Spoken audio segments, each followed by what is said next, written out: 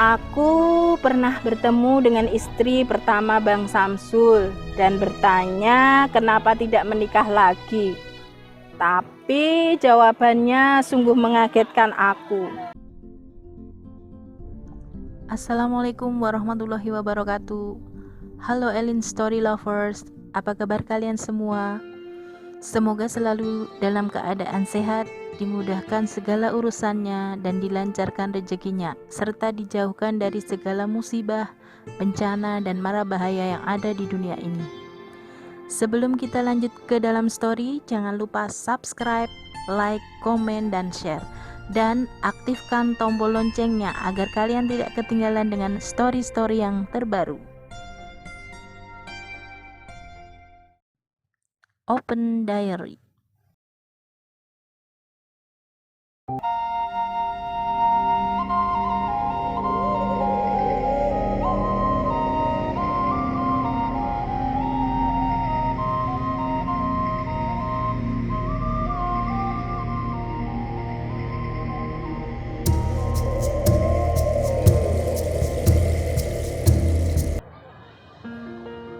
Assalamualaikum warahmatullahi wabarakatuh. Halo Elin Story Lovers, apa kabar kalian hari ini? Pada kesempatan kali ini saya akan membawakan sebuah kisah yang dikirim oleh Mas Sahroni di Purwokerto, Jawa Tengah. Perkenalkan, namaku Sahroni.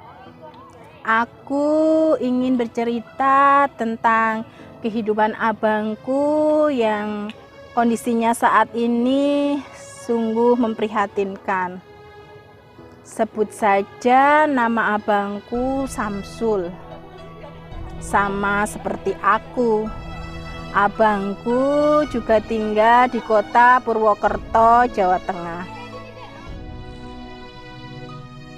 Tahun 84, Bang Samsul kenal dengan seorang gadis bernama Rumi. Mbak Rumi saat itu sudah bekerja sebagai seorang PNS di sebuah kantor pemerintah daerah. Sementara abangku masih kerja serabutan. Entah mereka kenal dari mana, aku tidak tahu. Yang jelas setelah perkenalan itu, Bang Samsul bercerita padaku bahwa dia akan melanjutkan kuliah. Aku jadi heran, dapat uang dari mana untuk kuliah?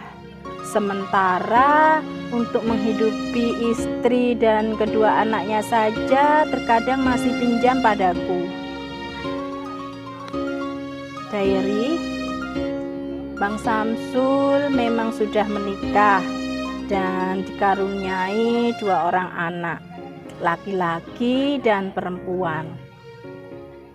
Bang Samsul bilang bahwa kuliahnya akan dibiayai oleh temannya, yaitu Mbak Rumi.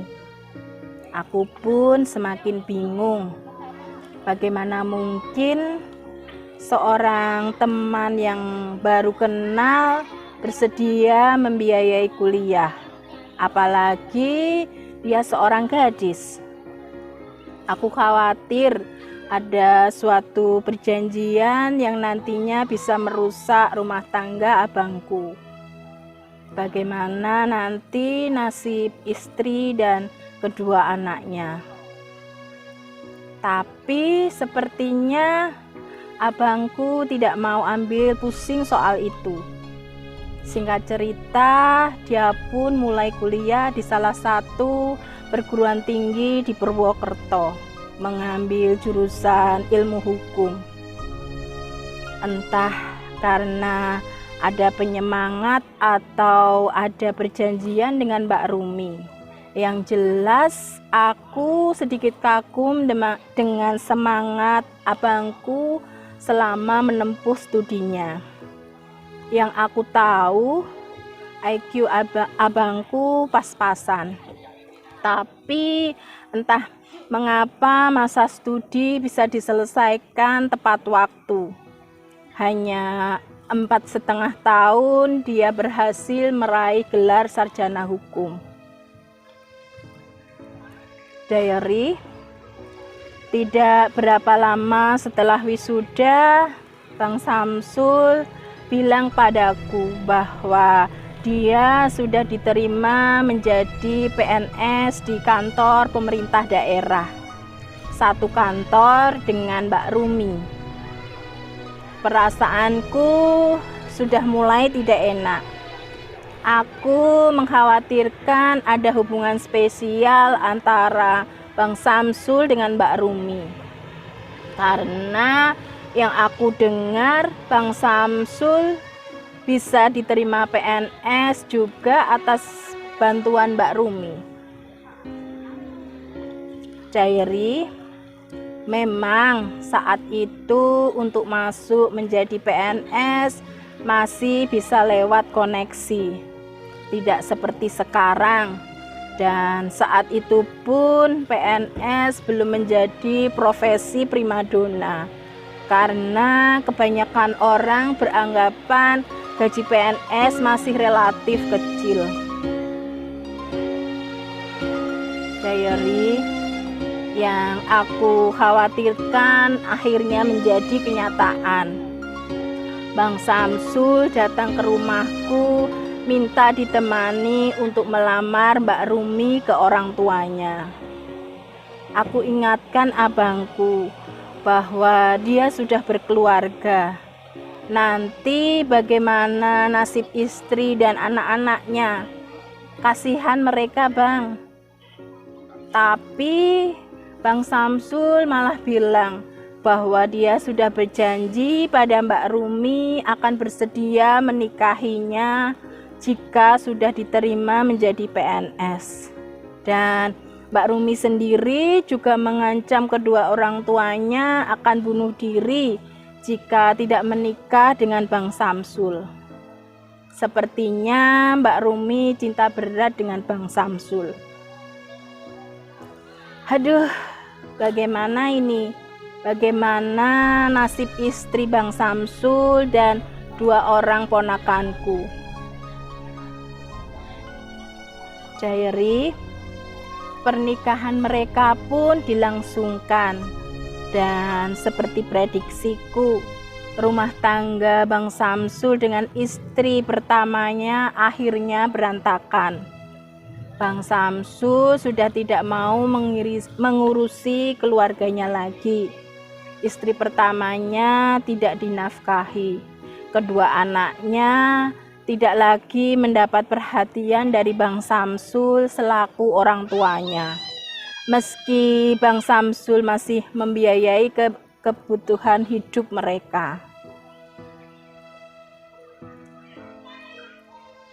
Bang Samsul tinggal dengan istri mudanya di rumah yang disediakan oleh orang tua istri mudanya itu. Dari pernikahan yang kedua, Bang Samsul dikaruniai 2 anak laki-laki. Aku pernah bertemu dengan istri pertama Bang Samsul dan bertanya kenapa tidak menikah lagi.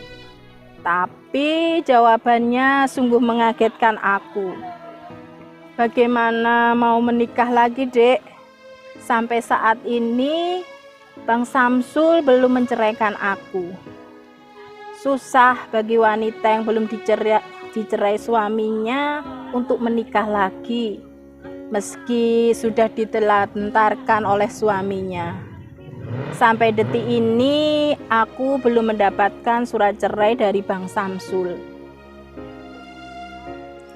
Astagfirullah, kenapa Bang Samsul jadi berubah sifatnya seperti itu? Tidak ada tanggung jawab sama sekali terhadap istri pertamanya. Sudah ditelantarkan, tidak dinafkahi, dan sekarang malah nasibnya digantung tidak jelas seperti itu. Apakah dari awal Bang Samsul memang niat berpoligami? Kalau mau poligami, mestinya istri pertamanya tidak ditelantarkan, tetap diurus dan dinafkahi. Lah ini dinafkahi saja tidak, dicerai juga tidak. Tapi aku pun tidak bisa berbuat banyak, hanya sebatas menasehati Bang Samsul.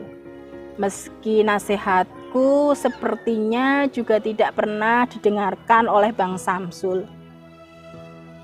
Memang aku akui setelah menikah dengan istri mudanya, ekonomi Bang Samsul meningkat drastis, berubah 180 derajat.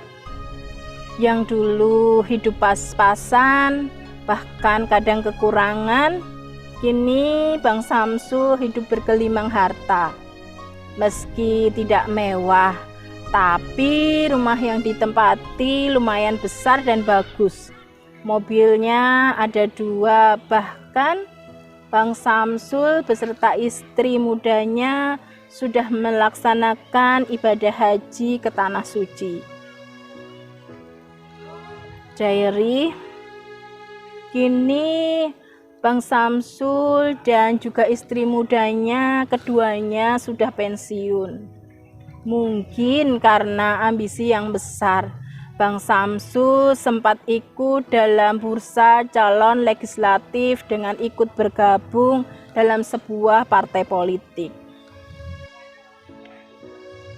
Namun sepertinya pengalaman yang minim yang dimiliki Bang Samsul dalam dunia partai politik menjadikan Bang Samsul hanya dimanfaatkan sebagai mesin uang bagi parpol untuk menggalang massa. Oleh pihak parpol, Bang Samsul sering dimintai uang untuk mendanai kegiatan parpol dengan iming-iming suara pendukung baginya akan meningkat saat pemilihan calon legislatif kelak. Sudah ratusan juta uang Bang Samsul digelontorkan ke partai politiknya hingga menguras uang tabungannya. Namun tanda-tanda kemenangan baginya sebagai anggota dewan belum terlihat. Mungkin karena hal itulah yang menjadikan beban pikiran bagi Bang Samsul, hingga akhirnya Bang Samsul terkena stroke. Diary, aku sungguh prihatin dengan kesehatan Bang Samsul.